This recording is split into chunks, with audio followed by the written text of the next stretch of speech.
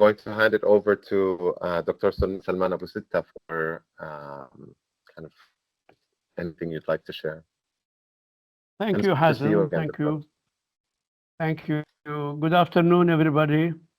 You have just heard Abu Khadra, a survival of this massacre, and the eyewitness report. This is a live witness, which unfortunately is repeated today over 28,000 days since 1948.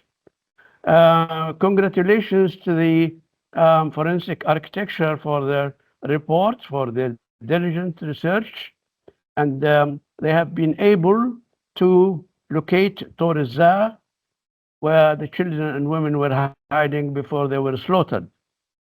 4 years ago, we made a detailed report, 40 pages, on this massacre, and the details are available for anyone who would like to read them in the website of Palestine Land Society.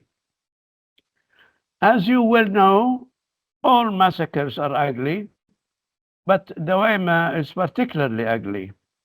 It was ugly in intent, it was ugly in the way it was planned, and it was ugly in the way it continued for days, and it was ugly in the way it was covered by lies, typical for Israeli practice. The massacre was part of what we call Plan D, which is the ethnic cleansing of Palestine. Plan D is another word for the ethnic cleansing of Palestine, in which 530 towns and villages were depopulated. Obviously, ethnic cleansing is a violation of international law. The people who committed that are the Haganah terrorists. That's what we call them. At that time, there was nothing called Israel, and the British mandate also called them terrorists. They were called Israel much later. But the Haganah terrorists broke the second truce on October 15, 1948. There was first truce in June, and then it continued for 2-3 months, and then they broke the second truce on October 15, 1948. In the period between October 22nd and November 5, that is the period of 2 weeks only, they attacked and depopulated 43 villages. 43 villages in 2 weeks were attacked and depopulated. And they occupied in this period 2,700 square kilometers. And this operation was called Yoav. And on October 29, in this period, it was Friday then, a battalion named 89 Battalion, also called Dayan Battalion, advanced to attack Dawayima from 3 directions. Company A attacked the village from the north, Company B attacked the village from the south, and Company C was chasing the people who sought refuge in caves like Torizag, south of the village, of which your witness just now explained. And this is what this seminar is about. But we should really define things as they are. This massacre was plain, murderous, barbarian attack. The team of forensic architecture told you about Company C, which was chasing the people who took refuge in Torizag, just described by the eyewitness. Company A attacked the village from the north. They attacked worshippers in the mosque. It was Friday, and they were praying. They attacked them while they were praying in the mosque, and they slaughtered them. The worshippers were crying for mercy, Minshan Allah, for God's sake. And the Jewish soldiers responded to them, laughing, "Yes, we will send you to Allah now. We'll send you to Allah."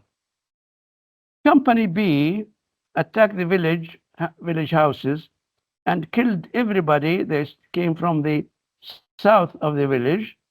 Every house had people killed. They raped a woman and killed her with her little child. They literally smashed the heads of children. And now, these are not my words.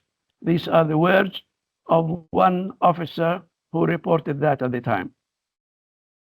1 week later, after the massacre, the United Nations heard about it and came to investigate.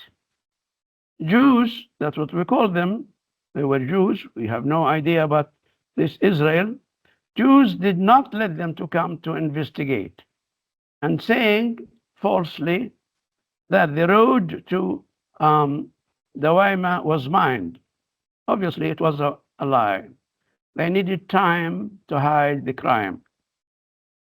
Next week, the United Nations observers insisted, and they came and reported that there is a foul smell of burnt flesh emanating from the demolished houses. The Jewish soldier told them they found a vermin in the village and they have to burn the houses to get rid of it. Obviously, it was a patent lie. It was intended to hide the people whom they killed and burnt. Our report 4 years ago gave full details of these events. But the biggest lie the Israelis had made is reserved for their Abba Ibn. Abba Ibn, the smooth-tongued spokesman for the Haganah. He will later be foreign minister, and he was also United Nations representative. With all audacity, Abba Ibn wrote to the United Nations when inquiry was made about the Dawayima massacre that there is no such thing as Dawayima. Dawayima doesn't exist. The name is invented by the Oriental Arabs. Imagine someone in that position writing to the United Nations about the massacre reported by the United Nations observers, saying that there is no such village. Dawayima does not exist. If you want to see his letter, just see our report. We have a copy of it. But the lies you hear today are part of the Zionist ideology. Who believes them? Either those who support Israeli policies, who believe them anyway, or those who were denied to hear the truth by silencing the Palestinian narrative, which luckily is broken now by the social media in the world. In all probability, in Dawayima at that time, 400 to 600 women, children, and men were slaughtered. This was about 10% of the village population.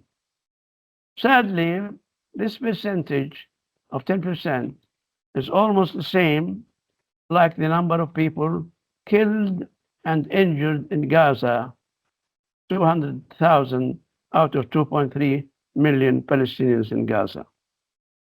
But the pattern of massacres, Israeli massacres in Palestine, is the genome of the Zionist ideology and practice.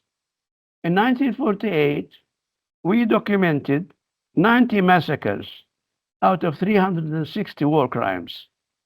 The aim is ethnic cleansing. What does that mean? Ethnic cleansing means a foreign force coveting a piece of land or territory, go to that place, kill the people, as many as possible, and then expel the others, and then take their land. So when the land is taken and the people are expelled, the job of ethnic cleansing is done. In this way, 1948, 530 towns and villages were depopulated. But what happens in Palestine is not like that. The people who were expelled never stopped demanding their right to return home. They never stopped doing that. As you can see, until today, they were hurled into refugee camps in Palestine, remaining of Palestine, like Gaza and the West Bank, and in Jordan, Syria, and Lebanon. For 28,000 days since 1948, Israelis came after those refugees in their camps anywhere and attacked them to get rid of them. The case of Gaza today is very clear to everybody. Gaza was attacked brutally in 2005, and now, in the last 490 days, it's been attacked mercilessly by every possible means. Today, the destruction and the genocide in Gaza is known to the whole world. How come then that ethnic cleansing changes policy? Ethnic cleansing has been elevated from expelling people and taking their land to chasing them wherever they are and actually murder them so that the claimant of the land will be dead. And that is what they are doing today. Genocide is an extension of the ethnic cleansing which has started in 1948. Will they succeed? Well, you can see in the stories we hear and see from Gaza, they could kill, they destroy, they create rubble of all means of life, but the people are steadfast. They have this mood. They will survive. There were 1.5 million people in 1948. Now they are 10 times that. Of course, they are wounded, attacked, and so on, but not defeated. So I say to people listening to me here, you have a duty to do that. It's not just a story in history you hear and you will feel sorry about. You have a duty. And this duty should be measured according to what you can do. You can speak, you can activate, you can do every kind of assistance by word, by mouth, by political action, by aid, money, and opinion, and all that. But you cannot sit silent, because sitting silent, knowing the massacres, makes you indirectly complicit with it. Therefore, the motto, which we all repeat, should come true. Namely, Palestine will be free from the river to the sea. Thank you.